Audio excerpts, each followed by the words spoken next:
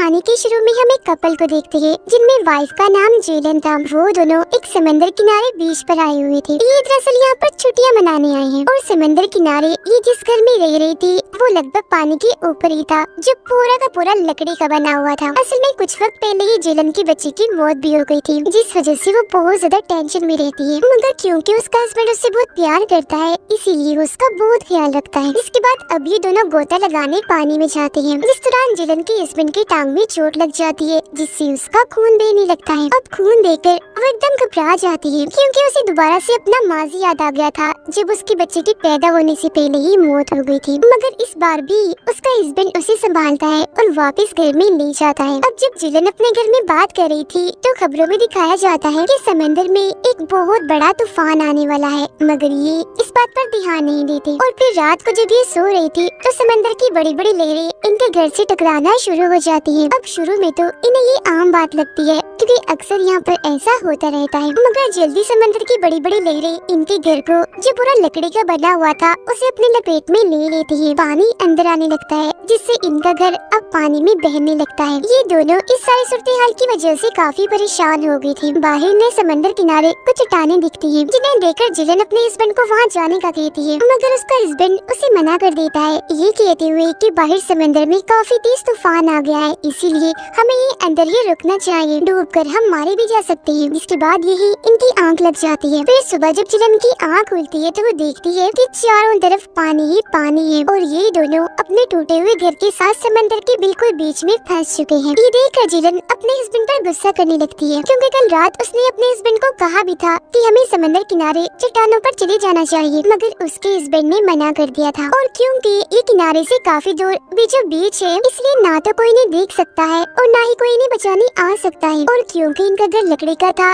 तो पानी में पड़ा होने की वजह से वो भी धीरे धीरे खराब हो रहा था, इसलिए जल्द से जल्द इन्हें यहाँ से निकलने का कोई ना कोई रास्ता ढूंढना होगा। लेकिन उसके हस्बैंड की टांग पर तो काफी गहरी चोट थी, इसीलिए वो तैर नहीं सकता था। इन्हें भूख और प्यास का भी एहसास हो रहा था, लेकिन सब कुछ डूब जाने की वजह से अब इनके पास ना तो खाने के लिए कुछ था और ना ही पीने के लिए पानी था। तब उसका हस्बैंड कहता है कि तुम्हें नीचे जाकर देखना होगा, वहाँ खाने पीने की जरूर कोई ना कोई चीज मौजूद होगी। अब हालांकि जेलन को पानी में जाने से डर लगता है, मगर फिर भी वो पानी में चली जाती है, जहाँ से वो एक बैग अपने साथ लाती है जिसमें पानी था। उस पानी को वो अपने हस्बैंड को पीने को देती है ताकि उसकी तबीयत कुछ ठीक हो सके। अब उसका हस्बैंड कहता है कि तुम फिक्र मत करो, मुझे पूरा यकीन है हमें कोई ना कोई ढूंढने यहाँ जरूर आएगा। अब वो यहाँ बोतल में जो पानी था उसे सूरज की तरफ करती है और सूरज की किरणों से आग धुआं पैदा करने की कोशिश करती है, ताकि धुएं को देखकर कोई इन्हें बचाने के लिए आ जाए। मगर इनका ये प्लान कामयाब नहीं हो पाता। अब ये इतनी बड़ी मुसीबत में फंसी हुई थी,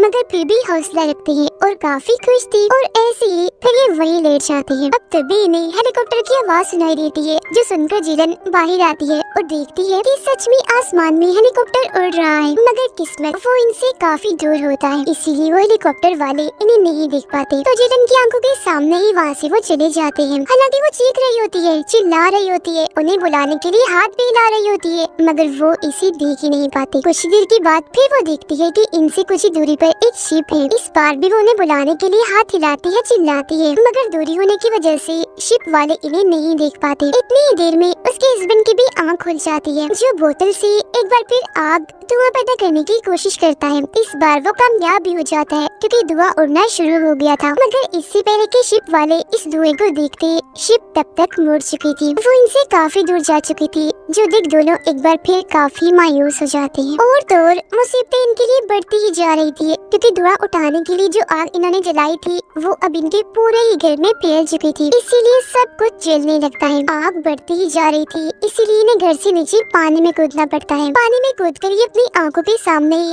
अपने पूरे घर को जलता हुआ देखते हैं, जहाँ कुछ देर पहले इन्होंने अपनी जान बचाने के लिए वहाँ पनाह ली हुई थी।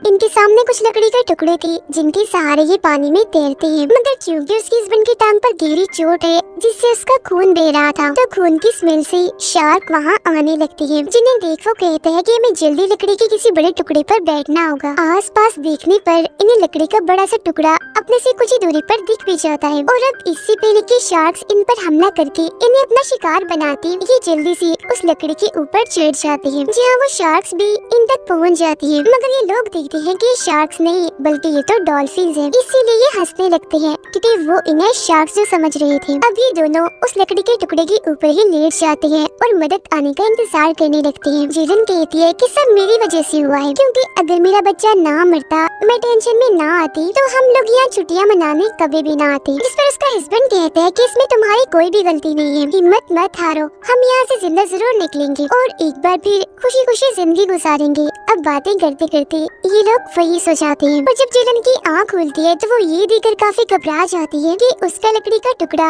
उसके हस्बैंड के लकड़ी के टुकड़े से अलग होकर काफी दूर जा चुका है। साथ ही तेजी से उसके हस्बैंड की टांग से खून निकल रहा है जो पानी में हर तरफ फैल चुका है। उसके हस्बैंड की तबीयत खराब होती जा रही थी तो वो कैसे भी करके उस तक पहुँचना चाहती थी, इसीलिए वो पानी में कूदकर एक छोटी लकड़ी के सहारे अपने हस्बैंड के पास जाने लगती है। मगर अब यहाँ सचमुच शार्क्स भी आ चुकी थी खून को सूंघ कर, इसीलिए वो इन पर हमला कर देती है जिससे उसका हस्बैंड भी अपने लकड़ी के टुकड़े से नीचे गिर जाता है। मगर किस तरह जिलन लकड़ी के टुकड़े पर चढ़कर अपने हस्बैंड को भी ऊपर खींचने की कोशिश करती है, पर तब तक शार्क कई बार उस पर हमला कर चुकी होती है, जो देखकर जिलन एक छोटी लकड़ी के टुकड़े को चप्पू बनाकर उस बड़ी लकड़ी के टुकड़े को दूर ले जाती है जिस पर वो खुद सवार है और उसका हस्बैंड उसके सहारे लटका हुआ है। और क्योंकि वो बहुत ज्यादा थक चुकी थी इसीलिए वही उसकी आंख लग जाती है। उसका हस्बैंड भी बेहोशी की हालत में उस टुकड़े के सहारे खड़ा होता है। मगर जब जिलन की आंख खुलती है तो वो देखती है कि हम समंदर किनारे हैं। वो काफी खुश हो गई थी, इसीलिए अपने हस्बैंड को उठाने की जगाने की काफी कोशिश करती है, मगर लाख कोशिश के बाद भी वो नहीं उठता,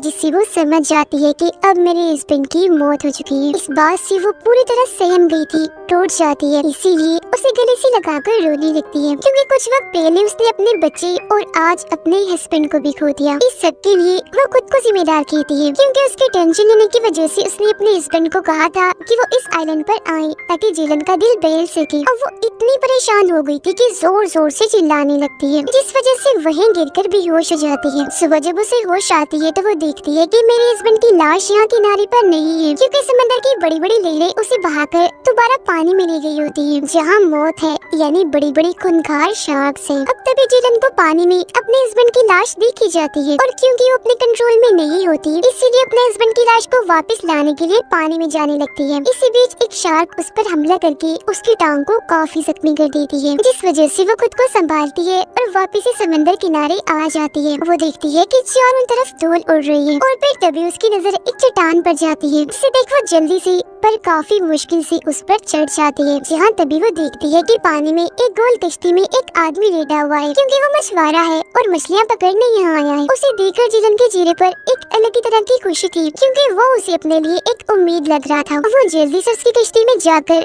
पहले तो उसे जगाती है और फिर समझाने की कोशिश करती है कि मेरे हस्बैंड की पानी में मौत हो गई है, क्योंकि वो काफी जख्मी थी और अब मैं यहाँ इस आइलैंड पर फंस चुकी हूँ, मुझे तुम्हारी मदद चाहिए। मगर वो आदमी पढ़ा नहीं होता, इसीलिए उसे इंग्लिश समझ नहीं आती, जो देख जिलन उसे बड़ी मुश्किल से समझाती है कि देखो मैं ये कहना चाह रही हूँ कि मुझे मदद की जरूरत है, जो कहकर वो उसे अपनी जख्मी टांग भी दिखाती है, जिस पर वो आदमी दवा लगाकर मरहम पट्टी कर देता है।